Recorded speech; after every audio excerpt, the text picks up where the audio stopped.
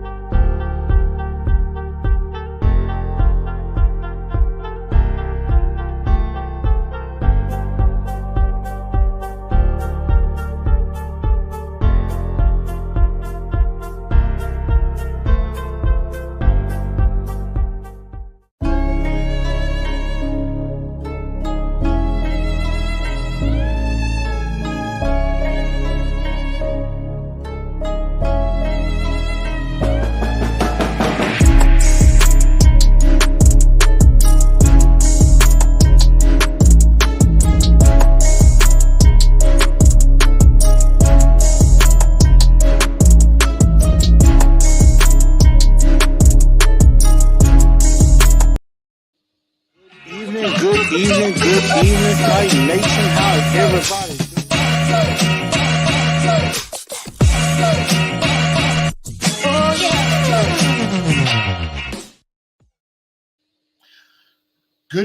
Good evening, Titan Nation. How's everybody doing? Welcome in to TNT tonight. I'm your man Chris, aka Blue Enforcer. I know we're coming on a little bit early tonight. Instead of 6, I'm doing it at 5 because I know the Thanksgiving holiday is coming up, and got a little family visiting for the next couple of days. So definitely want to make sure I spend a little bit of time with them and things like that. So that's why we're going on a little bit early. I know a lot of y'all, some of y'all are going to start cooking tonight, and also some shopping is probably going to get done and everything. So I do ask everybody to share this show out.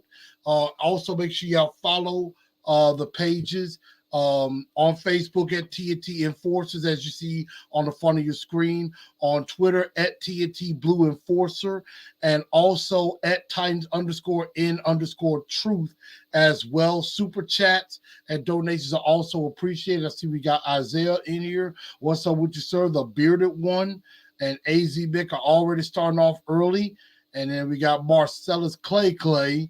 And everything. So I know what's up with you. Welcome on into the show.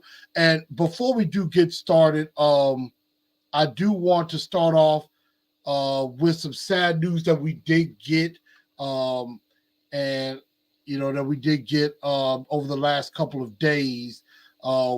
We lost one of our the members of our Tighten Up family. Definitely a supporter of this show, a friend of this show, and a friend to me. We lost a very, very sweet lady by the name of Sharon Cushman. She passed away a few days ago in her sleep. Of course, her daughter Laura, who I did get the pleasure to meet some years back, of course, informing everybody of that. I know that Miss Sharon was dealing with some health issues in the past.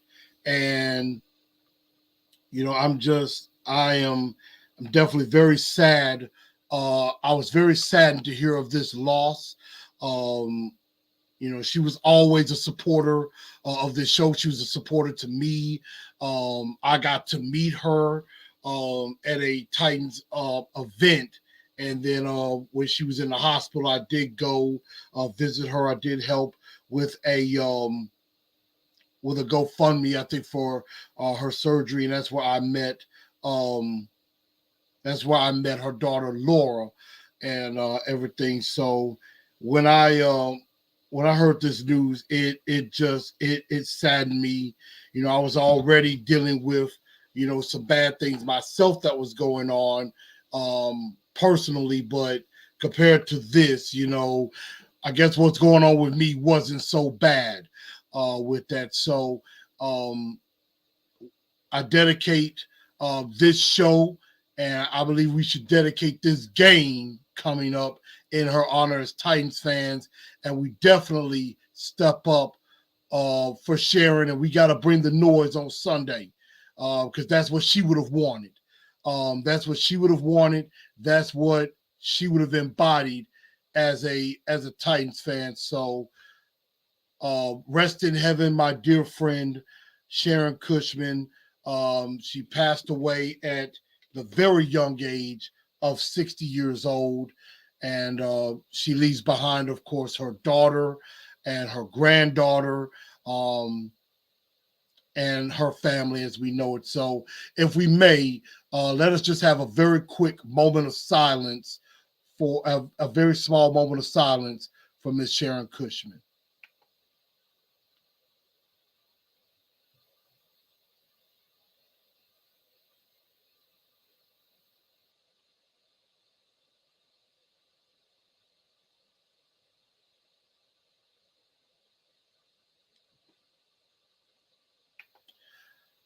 Thank y'all for that. And I'm going to carry on exactly the way that she would probably want me to do so. And that is, talking Titans. And we are definitely going to do that in her honor. So, again, make sure y'all like this show out. Smash that like button if you could for me. And then if you haven't already subscribed, subscribe to the show and then ring the bell and hit all of your notifications so that way you know when shows are going to be coming. And then also, this will be also end up being up on Spotify, iHeartRadio, Google Play, Google Podcast, and Apple Podcast as well.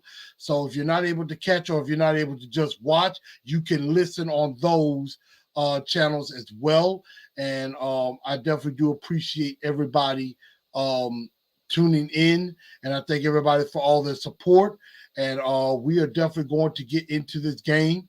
So first off, we're going to talk about Todd Downing. And of course, I know we got a lot of people with, with condolences to the Cushman family. Absolutely. Um, I mean, she, definitely represented um, the Tennessee Titans proudly. I am also going to get to that as well, Mr. Jones. I'm definitely going to talk about that a little bit later as well. So, Todd Downing, he is still the offensive coordinator of the Tennessee Titans, at least for right now. Mike Vrabel, of course, came out and basically said, we're not making any changes right now. We're going to stick with Todd Downing as the offensive coordinator. Of course, they're going to let the legal process and the NFL investigation run its course before they make any decision. Now, Mike Vrabel did allude that there could be a change. There definitely could be a change made at some point. There could be where a move could end up being made. And, but right now, they are not going to make any changes at this immediate moment. So, um, so they're going to stick with Todd Downing as offensive coordinator. And so he did get in front of the media today, and he did address that situation. And I'm going to play about the first couple of minutes of this conversation, and we will definitely discuss it together. This is Todd Downing at the podium today. I'd like to acknowledge how serious this situation is. I understand what a sensitive and troubling subject this is, and I'm not naive to how much pain there may be for some people, involved in similar situations. I put my family through some things that they don't deserve. I have an amazing wife and an amazing son who love me unconditionally, and I don't want them to have to endure anything more than what I've brought on. It's devastating that my actions or anything that I'm involved with could ever bring negative attention to or bring distractions to this organization, to the ownership, Miss Amy, and to the front office and obviously Coach Brable. I believe in myself as a man, and I believe that I will answer the bell to lead this offense going forward. I thank Coach Brable and John Robinson and Miss Amy for allowing me the opportunity to lead this offense going into this weekend. And these guys in the locker room, they deserve for me to put my best efforts forth in that. Because of the nature of the situation, I know there are a lot of questions. I know people are looking for details and answers, and unfortunately, because of the situation, I'm not able to discuss quite a bit of that evening. And at the proper time, when appropriate, I will answer any questions that I can. Okay. So that was offensive coordinator Todd Downing, basically, stating that, and, he was like, I put the organization in a bad position, put my family, in a bad position and things like that. And I get it. I could tell there was some remorse there. Definitely was a bad decision on his part. And, I don't think he wanted to put this team in this bad position where instead of talking about football, we're talking about this. With that being said, I didn't really hear a apology for what he did. Now, I could tell maybe someone's in there like, that, he appreciated that they still that that Vrabel and John Robinson and Amy Adams Strunk, are still giving them the opportunity to coach, which that can very well change. And so, I mean, yes, it's a mistake. And, I know you can tell he's very fortunate that he still gets to coach. However, this does not excuse what happened.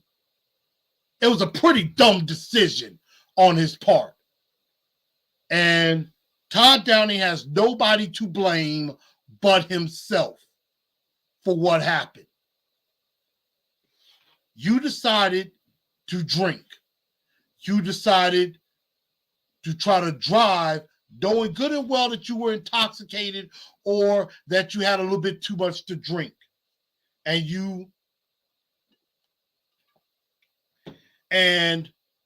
you get stopped by the cops in Williamson County.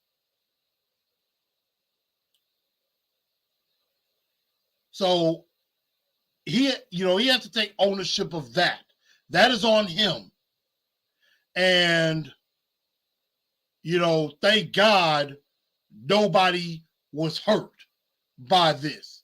That all that happened was he got arrested, spent a few hours in, being held up, and then he got out on bail. But this could have ended a whole lot worse. A whole lot worse. And there are a lot of people out there who will say, well, it's not like he beat up his wife or he committed a felony or anything. Haven't you made a mistake or haven't you done something like that? And my answer to this question would be, no, he didn't beat up his wife. No, he didn't commit a felony. However, and I will say this, have I, went to a bar and had something to drink? Have I went to a bar and had a drink or two? Yes. I think many of us, we're adults in here, can say we went out to a party or was hanging out with friends and we had, a little alcohol.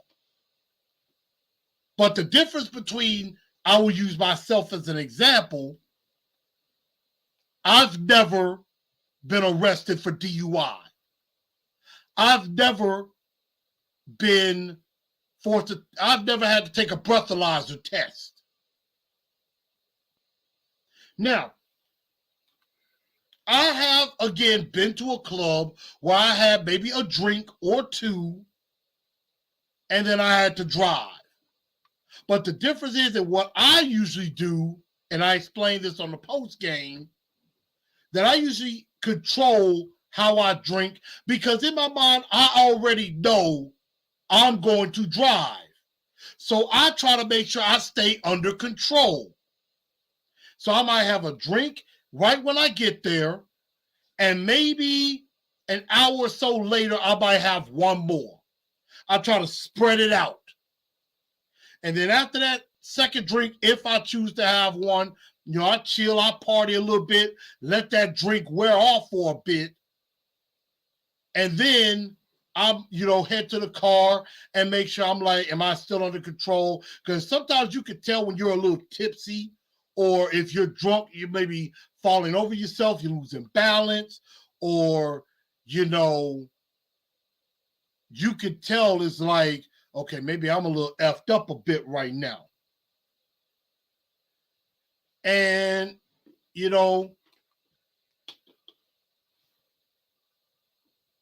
have I been drunk before? One time, yes. I had a major headache.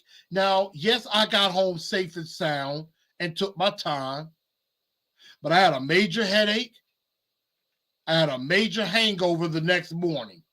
And I learned my lesson, like, I ain't doing that no more. Because number one, I have to be responsible in driving. Number two, I will be putting my life at risk and somebody else's life at risk. And I don't want that on my conscience. That could have ended a lot worse for Todd Downing. Because he could have gotten himself hurt in an accident, or he could have hurt somebody else. He could have gotten himself killed, or somebody else could have been killed. We've seen a lot all over this country, deadly car accidents due to drunk driving, or innocent bystanders or pedestrians, hit by cars and killed due to drunk driving. We've seen that happen all the time. So you got to be right in your decisions. Again, I am not trying to bury him. I know there are a lot of people that think he should be fired for this. I don't think it's a fireable offense. However, there needs to be some discipline. And the Titans should have been proactive and kind of gotten ahead of this and showed the NFL, hey, you know what? We're not condoning this. And we're going to take care of this. And probably should have suspended him at least a couple of games. But now, in a way, it makes it look like the Titans are trying to sweep it under the rug, or it's like, you know what, we'll let the NFL handle this, but in the meantime, we're accepting it. That's kind of what it looks like. And I do want to get y'all thoughts as we talk about this. So right now, Todd Downing remains the offensive coordinator. And the Titans and Mike Vrabel has basically said, you know, we're letting the investigation play itself out. We're letting the legal process play itself out. And who knows, this process probably ain't going to really get going until after the season is over. We've seen that. You know, things with Bud Dupree, that's not going to happen until the offseason. Rashard Weaver, that's going to happen in the offseason. So this whole thing is probably not even going to transpire until after the season is over, as far as legal action. I mean, in Arizona, the offensive line coach groped a woman down in Mexico and was fired by Cliff Kingsbury. That's setting a precedent. So, I mean, more is going to come of this, and it's really taken away from the game itself. But Todd Downing is going to have to face some type of disciplinary action for this at some point. And I think the Titans should have gotten ahead of this a little early, because it does make the Titans look very, very bad.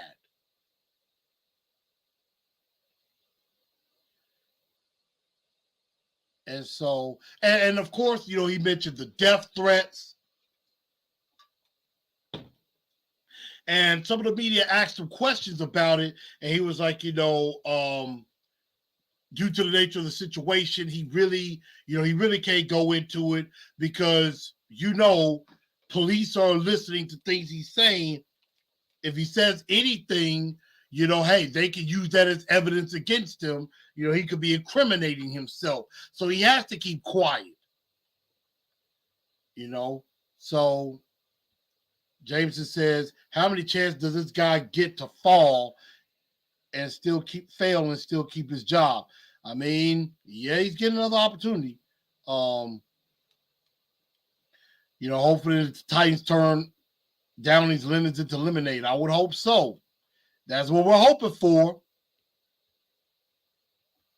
I think Todd had been depressed and stressed out because he feels everyone hates him. That could be part of the reason for this incident, not excusing him. So realize he's human. And look, Jared said this on his show. If you're receiving death threats and this happened before this game or anything, why not go to the police? Go to the police and be like, I've been receiving death threats against my life or against my family's life. And maybe that's something that they can look into. But the fact that you bring up death threats now when this happened, and I get it, in press conferences before, he's not going to say, hey, you know, against Denver, what we're going to have to do is we got to, you know, definitely, we're leery of course, Patrick Surtain, and, you know, we definitely got to try to protect the football and things. Oh, by the way, I've been receiving death threats against my family. He's not going to bring that up. But I'm just saying secretly, now we do not know all of the facts, and we will be getting the facts. So we're definitely going to see. We're definitely going to get more information. And they were saying that he was driving over, you know, close to 90 to 100 miles an hour. And then when they stopped him, he was doing 50 and a 40 in Williamson County.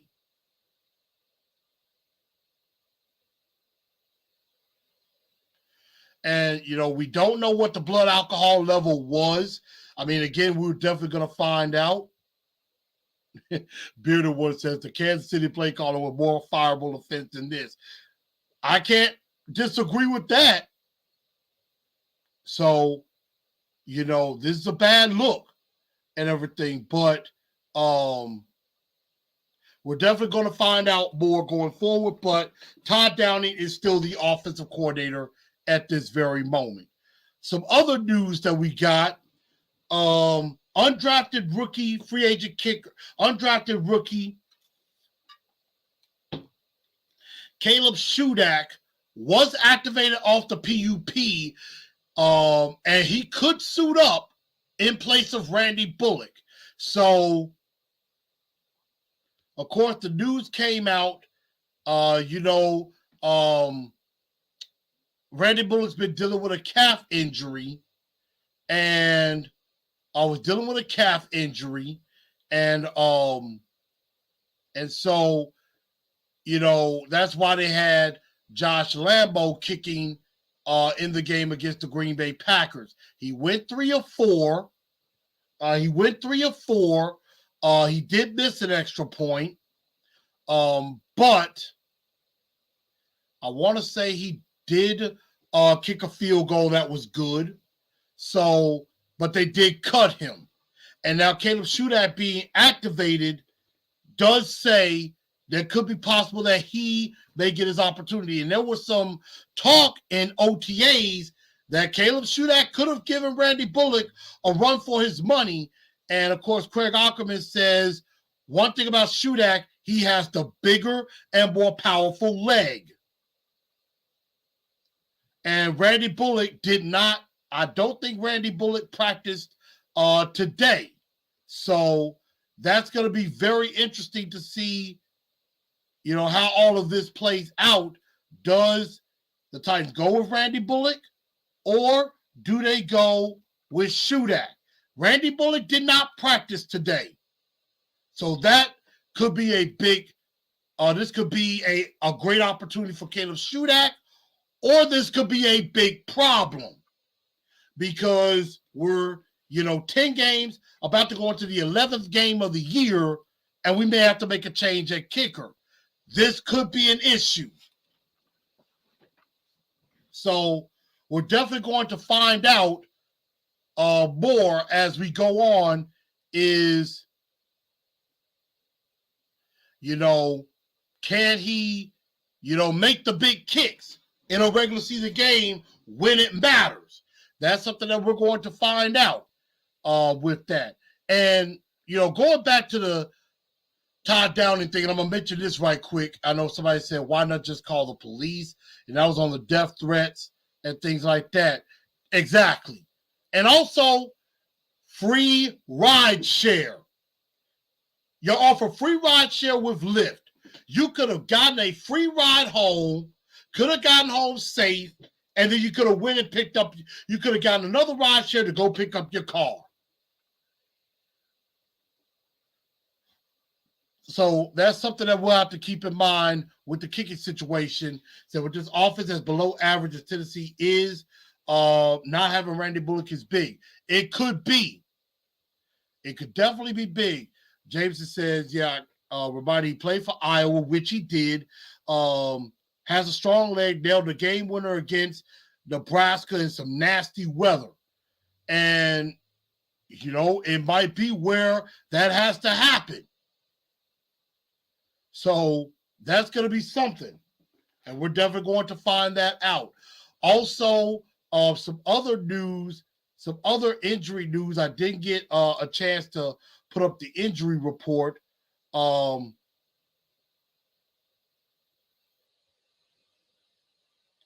actually going to share the screen. I do have the injury report.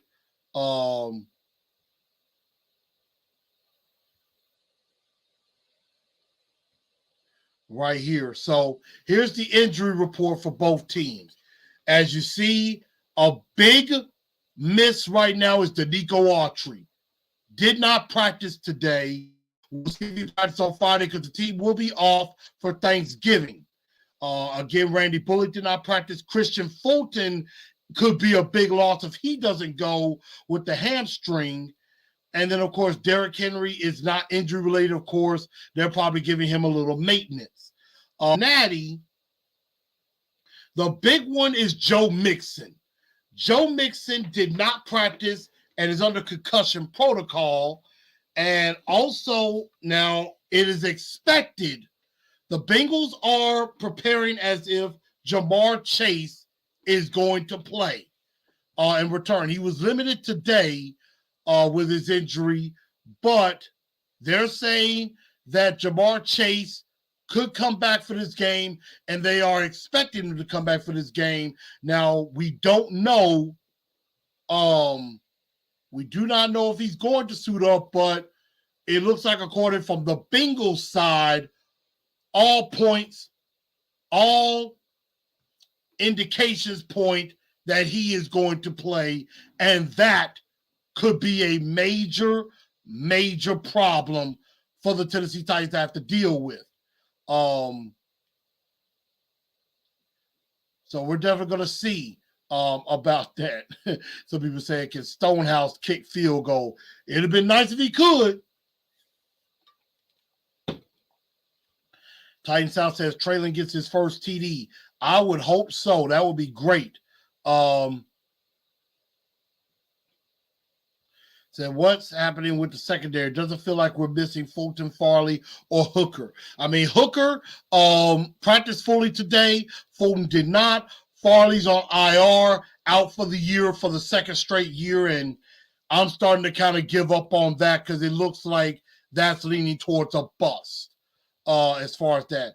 Is Bud Dupree back? Yes, Bud Dupree did practice, says he's feeling good, and he could definitely be going in this game. So, getting a couple of guys back is good, but Fulton being down and Danico being down is a pretty big deal, honestly. So we're definitely going to see what happens with that injury report. So again, you see that again, Danico Autry did not practice, Randy Bullock did not practice, Christian Fulton did not practice. So we'll see how they look on Friday. Ben Jones did practice, trying to get over the last stages of concussion protocol. Amani Hooker, Bud Dupree, fully back. Big Jeff was limited, but the one for the Bengals to watch out for, definitely Jamar Chase, but Joe Mixon, missing him could be a big deal. Even though Samaje Perine in the game against Pittsburgh did very well in his absence, there could be an issue there. So we're definitely going to find that out. And so from the Packers game, I want to know, who is your two-tone blue star of the game? Who did the job to get it done? Was it Ryan Tannehill?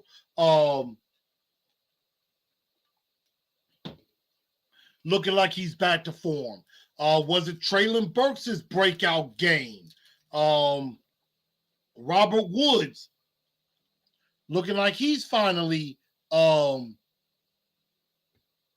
he stepped up.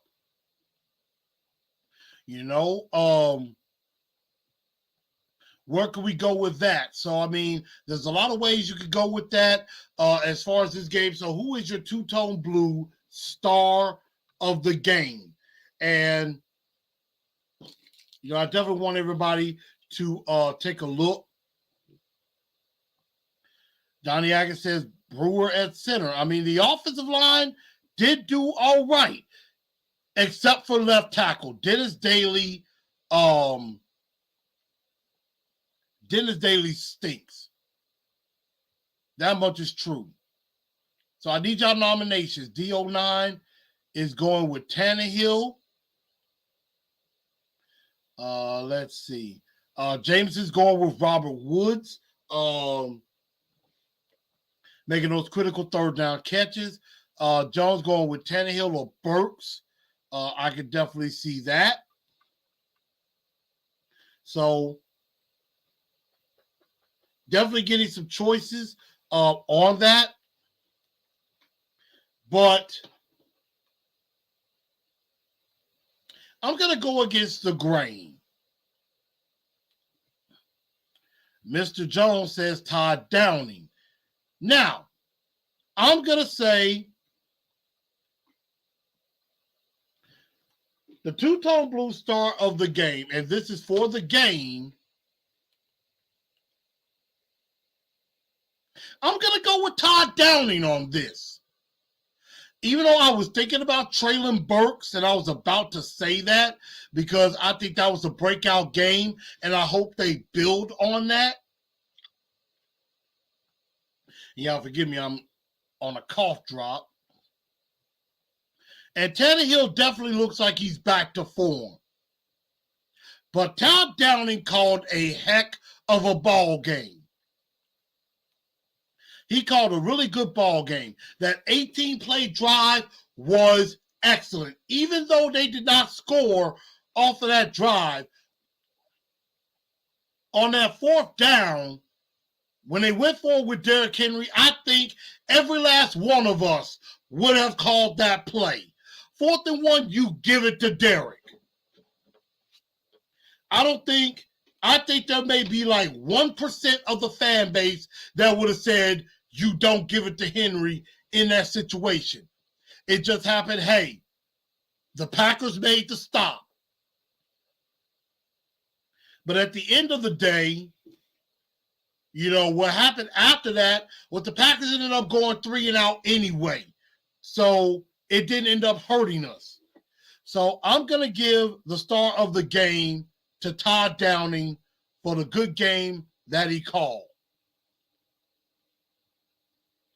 You know, definitely could give some love to Tannehill because that was a heck of a game, throwing for 333. Now, that one interception, I just thought that was a good play by Rasul Douglas. Tannehill did see him drop back in the coverage. He thought he was going to come up a bit. And if he did stay up and Burks makes that catch, it's a touchdown. And yes, there is an article out about 4 coaches that could be potential head coaching candidates. And one of them being Shane Bowen.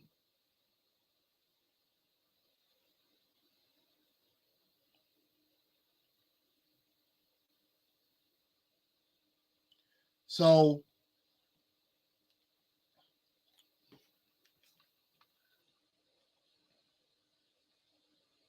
you know, Todd Downing, and this is from Tom Pelissero as potential candidates. You know, Downing before the DUI was 1. Shane Bowen is another.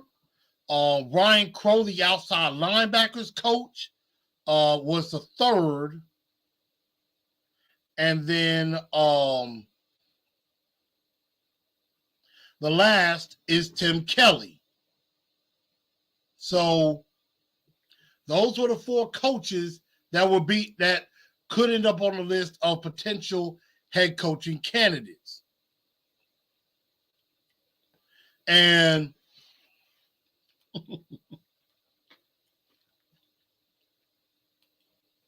wow, was it really Todd Downing or was it Kelly? Everybody's trying to wonder who's really calling the plays. So that's very interesting indeed. Yeah, give me a second.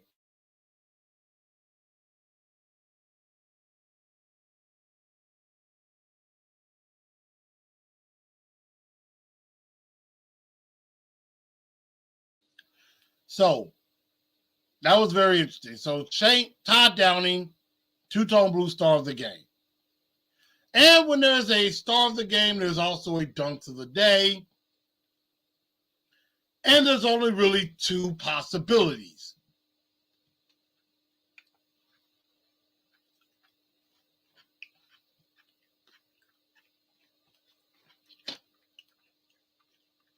And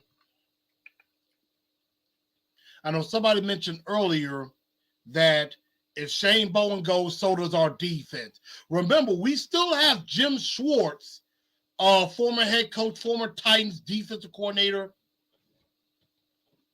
He is an assistant head coach as well. He's helping Downing out. So, I mean, Jim Schwartz could be defensive coordinator if Shane Bowen does get that shot. So Titan South says, I think Tim Kelly might be getting more involved. I mean, that would be good. Donnie Atkins says, I like the Schwartz Bowen collaboration. So do I. And Paulie D says, it's funny how the media always picks against us and we win. Well, the opposing team had a bad night. And obviously, that was a lot of what national media talked about. I mean, Good Morning Football, Jason McCourty gave us our love, but, a lot of the shows really just hammered in on what's wrong with Aaron Rodgers. Aaron Rodgers is to blame. Aaron Rodgers this, Aaron Rodgers that. I mean, they basically was just hammering down on Aaron Rodgers and not really talking about the Titans winning. So shame on the national media. But the dunks of the day, I think, is pretty easy. Honorable mention definitely goes to Dennis Daly, or Dennis the Dud Daly, because he's the only thing that's holding this offensive line back. And I really do think if Ben Jones returns and Aaron Brewer plays guard, they really should consider Dylan Raiders at right tackle. I mean, at left tackle. They really need to consider that and stop being stubborn and just put him at left tackle. That is his natural position. And I think he would be better because he obviously plays better on the left side than he does the right.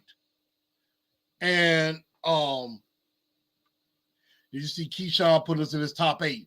No, because Nishan, I should say, is an idiot and has been a Titans hater his whole life. So I'm not giving any love to Nishan, dumb tail. Ain't no way. So Dennis the Dud Daly does get honorable mention, but the dunce of the day, once again, has to be Todd Downing. And I think that is a first where I've given the star and the dunce of the day to the same person. And that's because of the dumb decision that he made after the game. And so, that is, again, that was a bad decision. Philomatic says, tell me how you don't watch Tennessee Titan game without telling me you don't watch. Todd Downing could be considered a head coach. Now, that I agree. I mean, for a minute, the Tennessee Titans were the 32nd ranked offense in the league. Now we're up to like 29 or 28th offensively, if I'm not mistaken.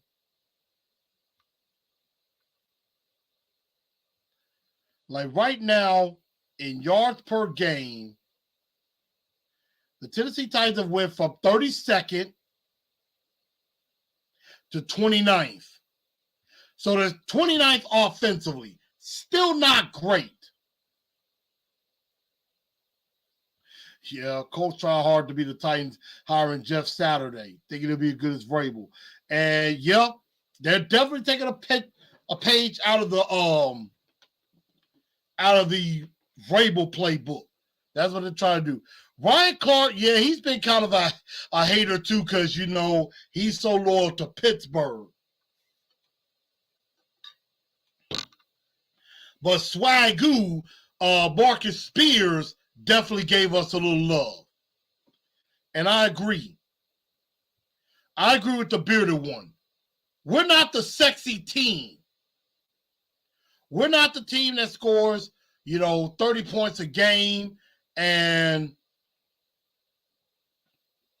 we're not the team that scores 30 points a game and has 300-yard quarterback every week and has 100-yard receivers running everywhere. So, yeah, I mean, that's why.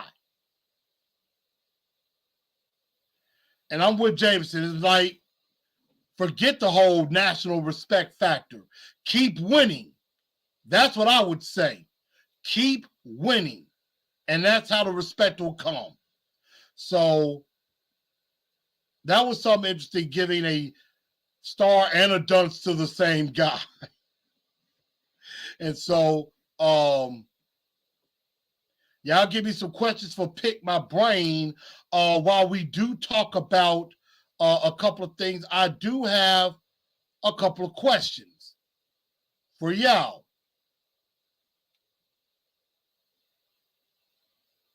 First, the Tennessee Titans right now are third in the AFC behind the Miami Dolphins, who are 7-3, and the Kansas City Chiefs, who are 8-2. And we all know the Tennessee Titans are a choked fourth quarter job by Malik Willis and a missed field goal away from being 9-1 and clearly in the number one seed driver's seat. And had we beat Kansas City, we would at least be the number 2 seed and probably could catch Miami for the 1. But we don't have a tiebreaker over Kansas City or Buffalo, which makes things more difficult. And we would probably have to win out, and Kansas City will have to lose at least 2 more times for us to overtake them. But my question is this: could the Titans get the number 1? Do you believe the Titans could actually get the number 1 seed again for the second straight year? Could they do it? I like this quote. They hate us because they ain't us. I know that's right.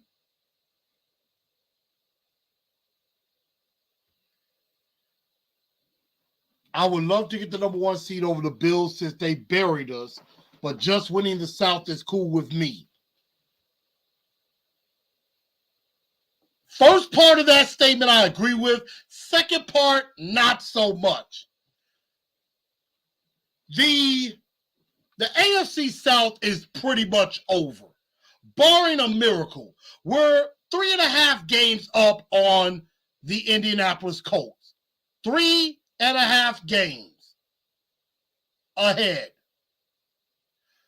I don't think the Colts are going to catch us. Excuse me.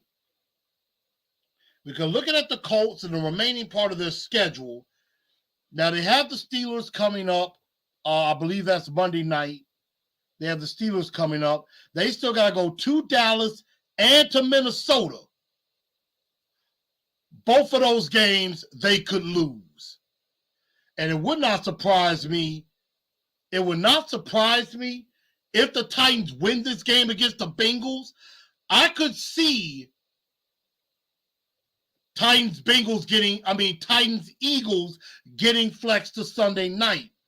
But I don't know if that'll happen because, unfortunately, the national media still loves the Cowboys for some reason. But they have to play Pittsburgh, go to Dallas, to Minnesota. They play the Chargers. They got to play a good Giants team, and then the Texans. So they got 3 really tough games coming up. And I do think if the Titans win this week and maybe go ahead, if they could beat the Eagles and they lose the next couple of games with like 4 games to go, if we're up by 4 games, the Colts are not going to catch us. We could potentially win the AFC South within the next 3 weeks, like officially. If the Tennessee Titans win a couple more games and the Colts lose a couple more games, it's practically over, I think.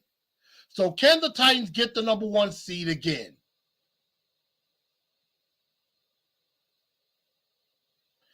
The offense has been improving week by week. Now that I kind of agree with, and I think the offensive line, again with the exception of Dennis Dudley, is getting better. Dionan says, Bengals have a lot of weapons. How do you think we can win? They stopped Derrick Henry last year too. And that will go to our 4 points of victory. The Titans can do it, but I don't prefer it. They play better as underdogs and on the road. James says, yes, there's a possibility. Yeah, we can go back-to-back number one seeds. They will really hate that.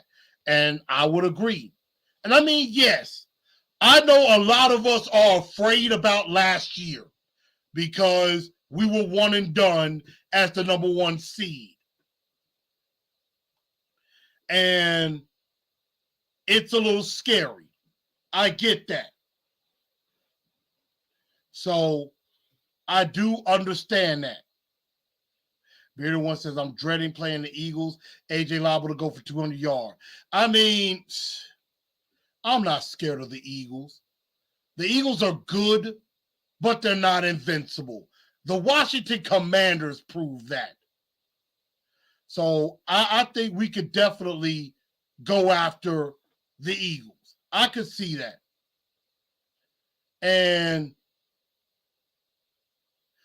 I think they can get the number one seed again. I don't know if they will, because Kansas City losing another game is probably going to be pretty difficult.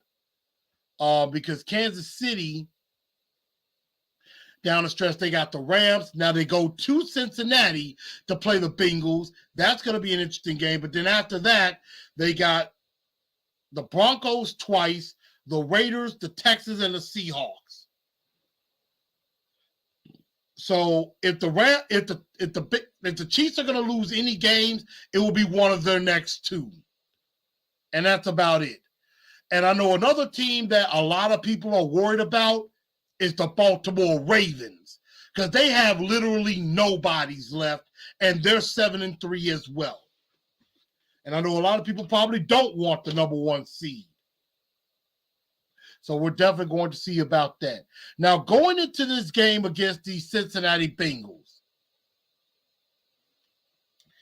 is this a revenge game or not?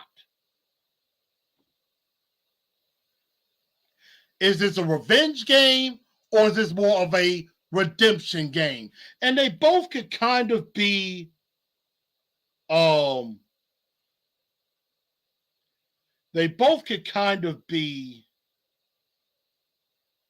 the same.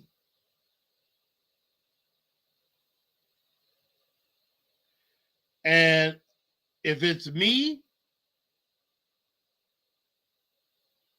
I do think it's a revenge game. It has to be.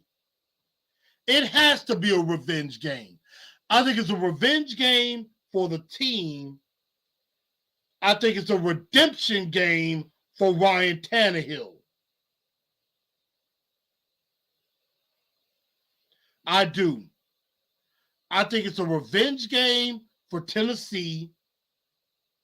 It is a redemption game for Ryan Tannehill. So what do y'all think? Is this revenge? Is this redemption?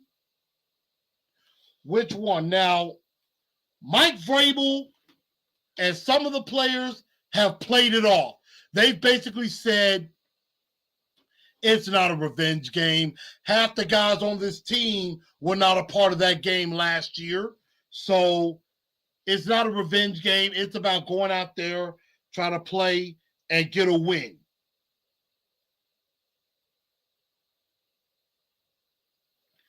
You know, but Kevin Byard and David Long was like, hey, we need y'all energy. We need y'all juiced up.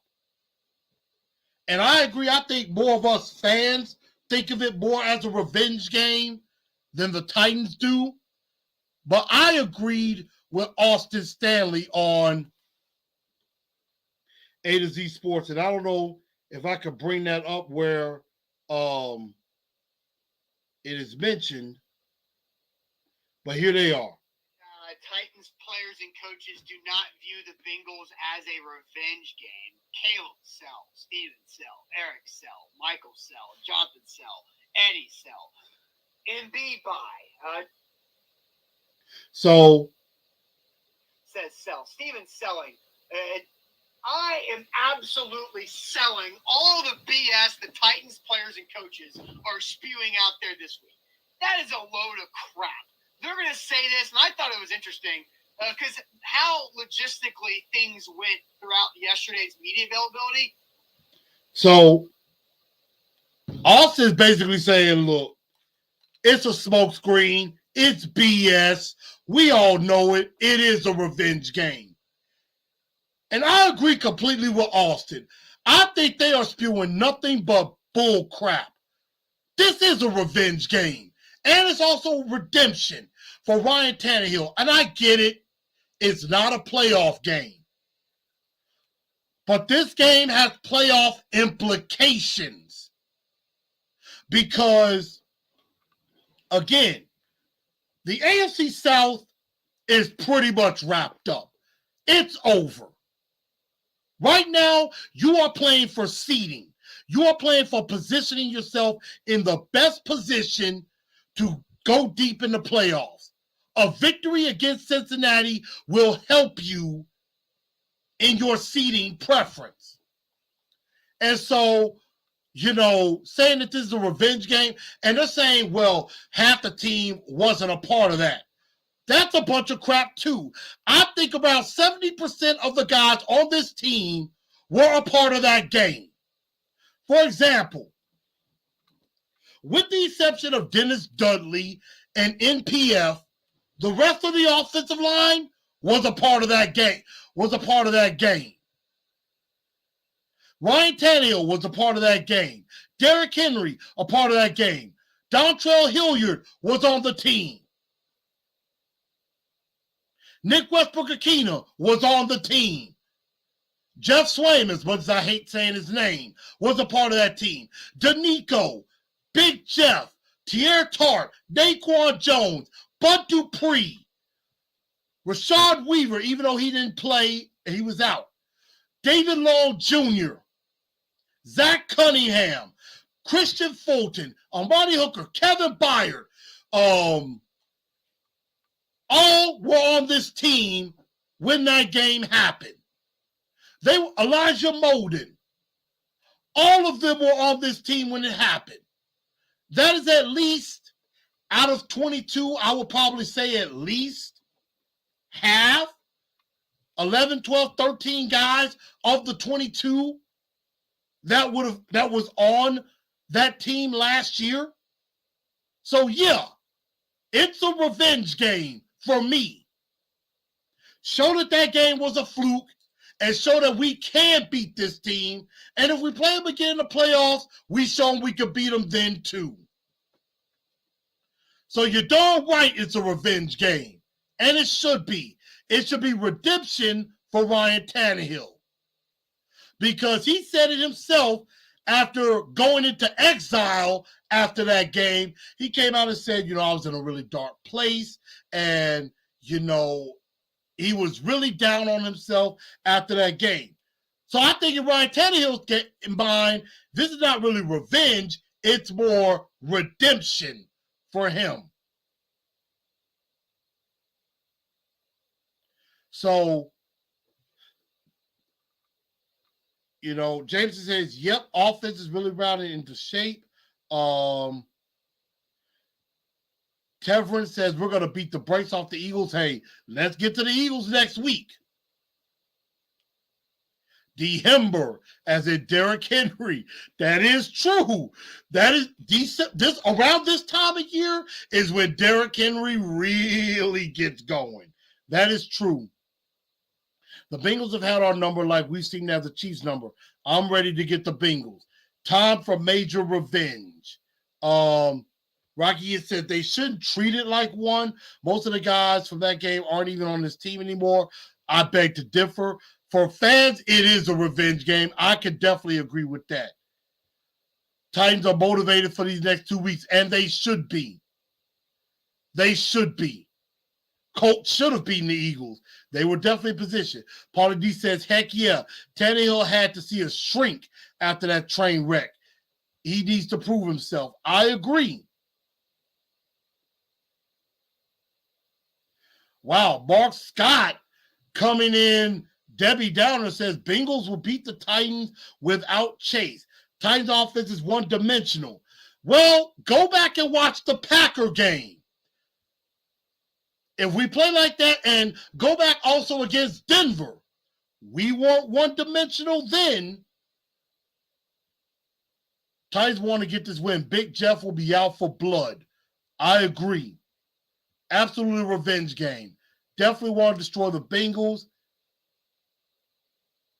because some of their fans are really feeling themselves. And you know they're going to be feeling themselves with Jamar Chase coming back. I know because I have a Bengals fan in the family, and my little brother, and he's going to be coming up on Friday, and we're going to the game Sunday. So, you know, for one of us, the ride back here to Memphis is not going to be pleasant for one of us.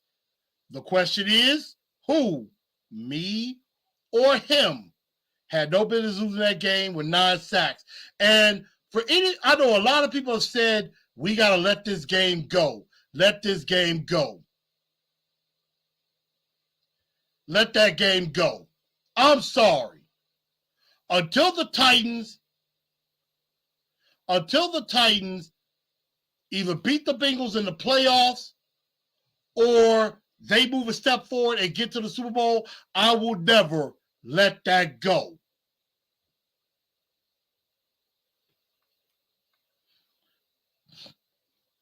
So I think for fans, it's definitely a revenge game. For Ryan Tannehill, it's a redemption game. So let's get into the 4 points of victory because somebody asked earlier, how can the Titans defeat the Cincinnati Bengals? And that's a very good question. Point number 1, we start on the defensive side of the ball. You got to get pressure on Joe Burrow. The Steelers had some issues with that. And one thing about it is that Joe Burrow was getting the ball out very, very quickly. Within about 2.5 seconds, he's getting the ball out and definitely trying to mitigate the pass rush. And that is the best way to neutralize a pass rush is to get the ball out very fast. He drops back, throws. You do that, you do it before the pass rush gets to you.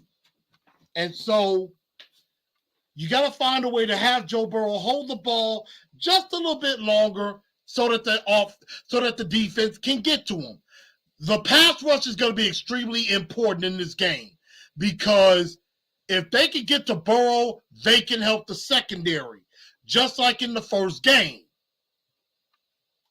just like in the playoff game. So pressure is going to help.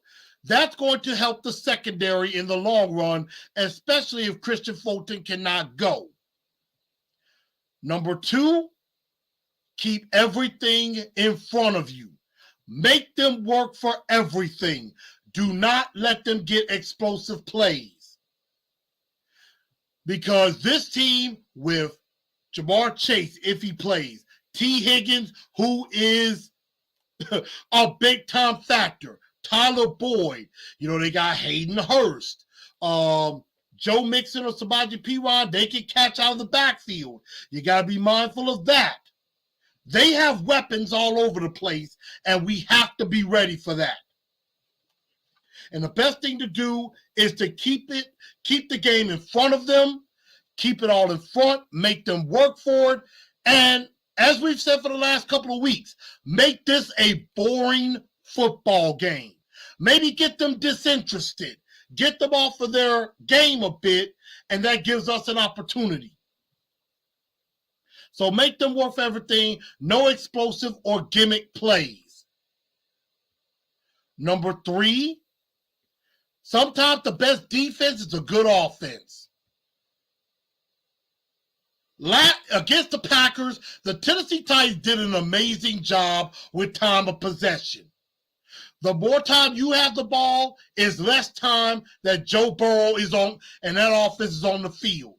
They did a good job of keeping Aaron Rodgers off the field where Aaron Rodgers had to press. And that led to Aaron throws, some bad throws, and things like that. If we hold the ball longer, we hold the ball longer, that's less time for Joe Burrow and gang to be on the field. Sustain drives, convert third downs, let Derrick Henry do his thing, and get points. You can't have a lot of empty possessions, not against this team. And then last but not least, you got to continue to build with Burks, Hooper, and Okonkwo. You got to continue to build with these guys. Build on what you did against Green Bay and against Denver. Build with that and continue that chemistry. Because Austin Hooper has come alive recently. Had 2 big touchdown catches. Chig Okonkwo has had a big play in the last couple of games. And then Burks broke out. So we have got to continue that chemistry. If we do that, that's going to help this offense in the long run. Keith Hill, what's up with you, sir? I appreciate the love. Put the clamps on Bengals, play our style of football. I agree. And sometimes the best offense is a good defense. I agree. And we see that Mark Scott is a Bengals fan. So, of course, I always appreciate any NFL fans coming in. And, Mark, I think you're feeling yourself a little bit. I don't know if I would be completely feeling myself if I am you.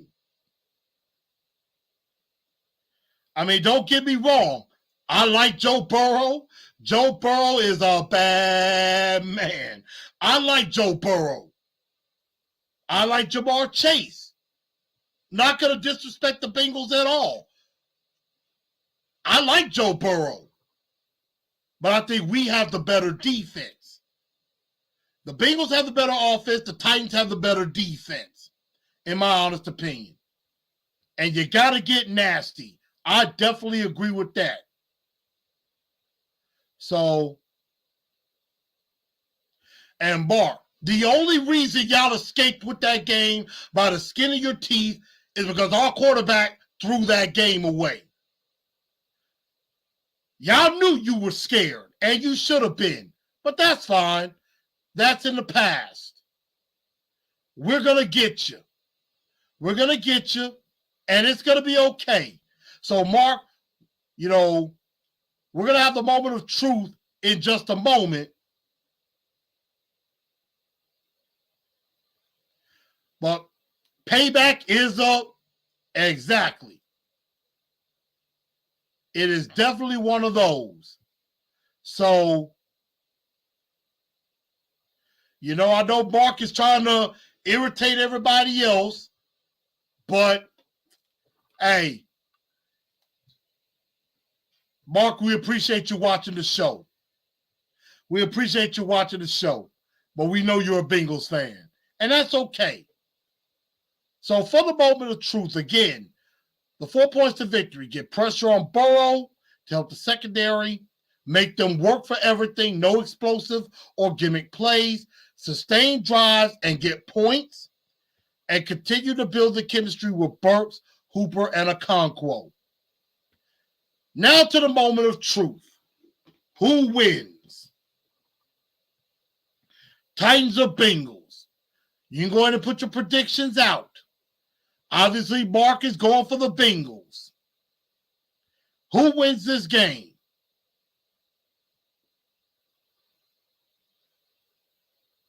And that is another thing.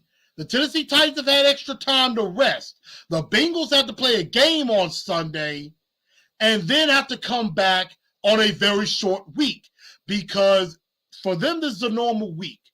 And you got Thanksgiving in the middle of all of this, and they have to travel. So they practiced today. They did not practice yesterday. You know, the Titans, I think Friday, you know, they met. And I think on Saturday, they maybe did a little something. And then they were off Saturday, Sunday, and Monday. They practiced yesterday and today. They'll be off for Thanksgiving, but then they'll practice on Friday. The Bengals only probably get to practice today and maybe Friday. They may do a little something on Thursday, and then they got Thanksgiving because, they probably want to spend time with their family too. So give me your thoughts. Who wins this game? Dedrick Bates says Titans by 10. Of course, Mark is going with the Bengals. Sin City Titan says we got this. AZ Mix says Titan 34, Bengals 20. Mr. Jones says Titan 38, Bungles 10. Titan Rossi says revenge and redemption. We'll take them both. I agree.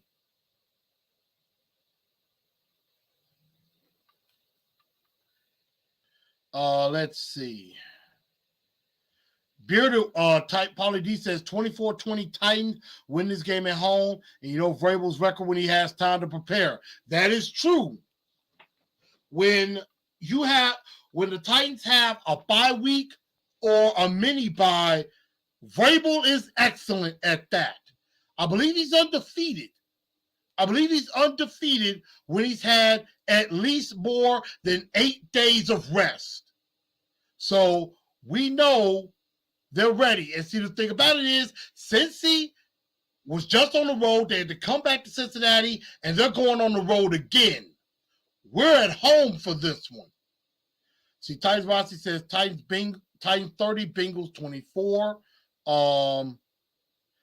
Bearded one says, I think Tannehill decides his game. If he can't help the offense when Henry is being keyed on, we lose. If Titans can swing the ball, we win. James says they're going to destroy the Bengals. Kent Woods, our Titans haters picking us. I don't know if that's a good thing. But again, Mark, I appreciate you being a part of the show. Jameson says 31-14 Titans. My prediction is this. I think the Titans get it done. I think the Titans are coming off of that game against Green Bay. They're feeling pretty good. I think they have more weapons than they did last year. And I think there's some confidence growing with Treylon Burks. I think we're finally starting to see Robert Woods play some good ball. I think Hooper is going to be big time in this game because I think he could do some of the things that even Pat Firebooth did last week against the Bengals and could definitely be a big part. Chigakonkwo could play a big role in this game. So I think the Tennessee Titans get it done. I think Ryan Tannehill has a good game. And I think the Tennessee Titans get this victory and get it done. And I'm with Browser. If they can pass the ball, they can win the game. Now, Philip Madden says we're 0-3 against teams with winning records this season. Yes, that includes the Giants, the Chiefs, and the Buffalo Bills. That is true. Our 3 losses are to teams with winning records. This would be a statement win if we can beat a team with a winning record. And I think we're due. Mark Scott, of course, is going with the Bengals. We need Hooper and Chig to help Burks and Woods not be locked up as they emerge. And I do agree with that. And Derrick Henry is motivated. Definitely. So I think the Titans get it done and they get this win. Before we get out of here, again, we dedicate this show and this game in honor of our fallen Titan family member, Sharon Cushman, who passed away a couple of days ago. Was definitely a big Titan fan. Definitely meant a lot to me. I'm definitely going to miss her. I've seen some posts where other Titan fans have, said what they said about her. She was an absolutely wonderful lady, very sweet, very kind, was very supportive. always nice to me, always was a big supporter of this show, was a big supporter of me. I'm going to miss her, as sure as a lot of us will. But rest in peace to Miss Sharon Cushman, who passed away at the age of 60. Also, another loss was suffered on Sunday. One of my favorite characters of all time. As some of you know, I am a huge Power Rangers fan. I am a big Power Rangers fan. You know, I love the Power Rangers. I eat, sleep, and breathe the Power Rangers. And this one hurt my heart. And that is the passing of the greatest Power Ranger of all time, Jason David Frank, aka Tommy Oliver, aka the original Green Ranger. Passed away at the age of 49. I believe the rumor is that it was due to suicide. You know, mental health is he got into a confrontation with his estranged wife, and he committed it's an apparent suicide. That one hurt me because he was, besides Zach the Black Ranger, was one of my favorite Power Rangers of all time. Was Tommy, the original. Was definitely very open. You know, he was out there at Comic-Cons. You know, he did some MMA for a little while. And I did not get to meet him personally. But this one hurt my heart too. This one definitely hurt my heart big time. I'm going to miss the Green Ranger.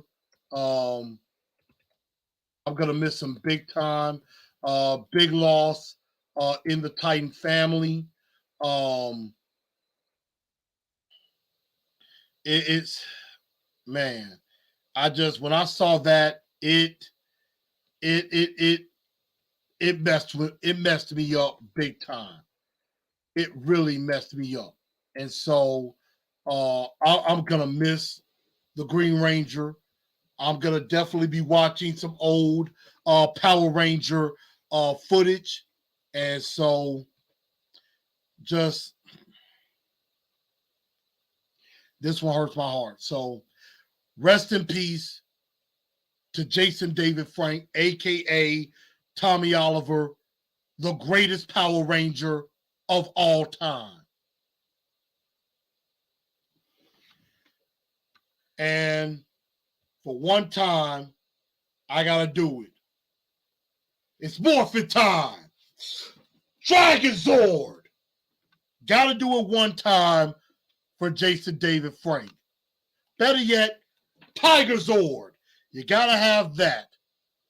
You know, Dragon Zord, Tiger Zord, Zeo Ranger 5 Red, shifting the turbo,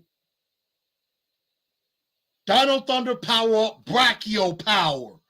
Got to do it for Jason David Frank. So rest in peace to him, the OG, the original Green Ranger. And yes, definitely remember Trini. Ty Trang passed away in a car accident years back, very, very young. So, DeMario, what's up?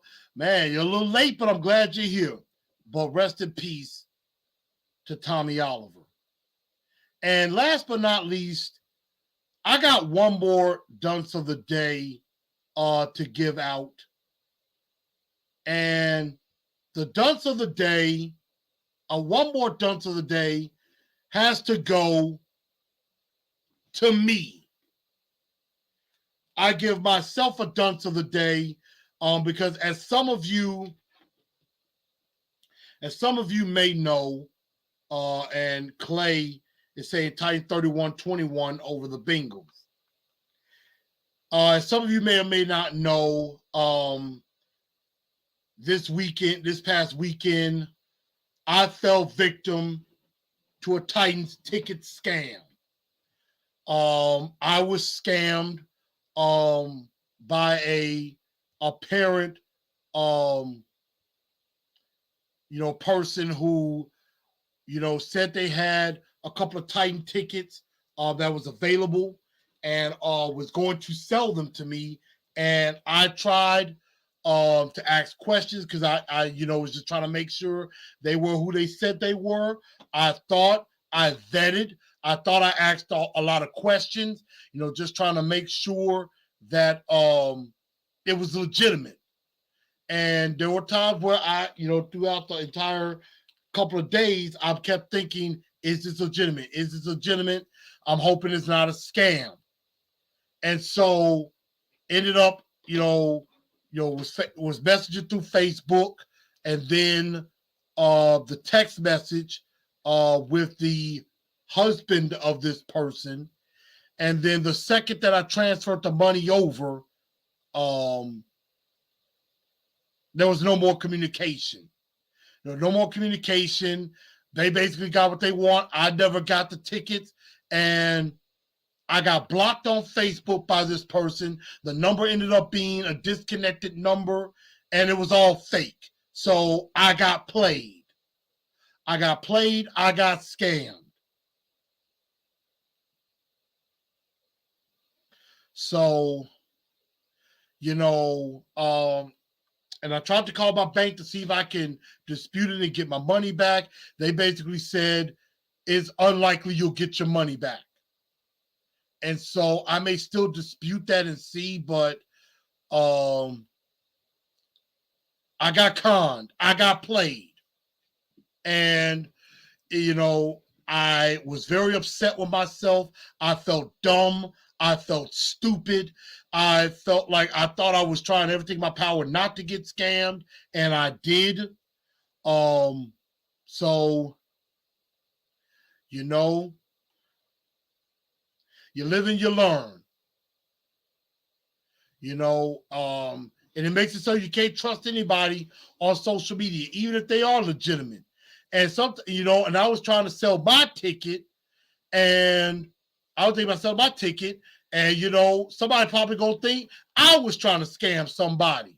So I hate that happened to me.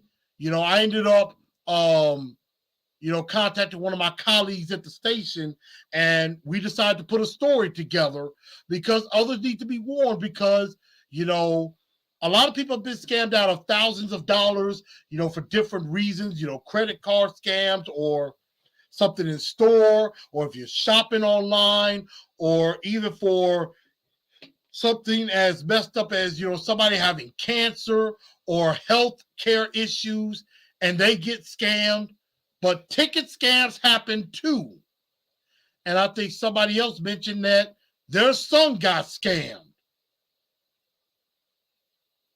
So it definitely happens. And I just hate that I was the victim. So dunce of the day to me.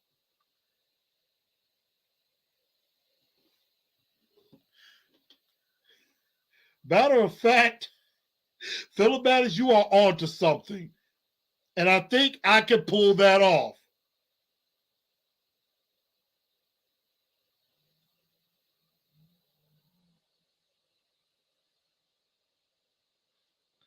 So I think I'm going to pull that off.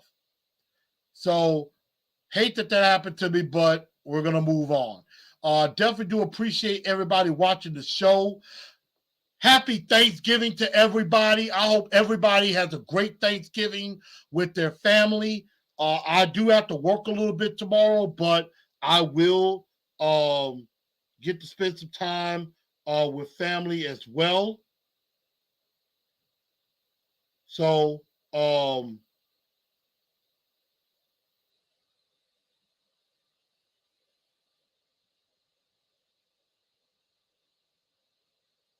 So, everybody have a great Thanksgiving. I hope everybody has a good time with their family and everything. James said, yeah, it makes you more jaded when you hear about people getting scammed online. I agree. Kids, I would like to take them on a hunting trip. Can't stand those type of people. I agree. So, yeah, I'm thankful for all of you. So thank y'all for all of your support. Thank y'all for supporting me. And again, as James says, happy Thanksgiving to everybody. Thank y'all for tuning into the show. I am going to leave y'all, hopefully with the right sound.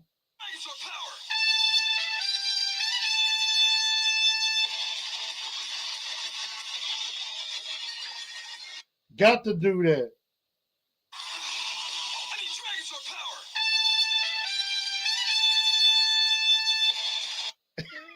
I had to do it for the people. The Dragon Dagger. So I had to do it. But here's the original one.